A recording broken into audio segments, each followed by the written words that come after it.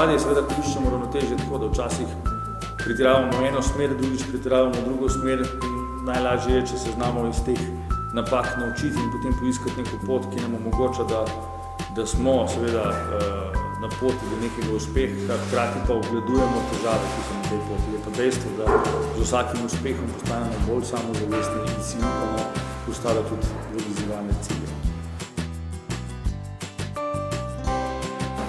Jaz mislim, da je pač to eden izmed načinov komuniciranja, ki je predvsem zanimiv v tej prvi fazi, ki je treba narediti prvi korak. Je pa zagotovo to nekaj, kar bistveno več ljudem omogoča, da pridejo skozi ta prvi korak in da naredijo eno stvar, ki je mogoče v živo ne bi upali.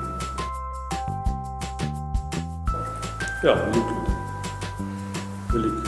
Tako da to je pač v sodobnem svetu pač način, ki je čist normalen in jaz mislim, da tudi velikokrat lahko pripelje do uspeha.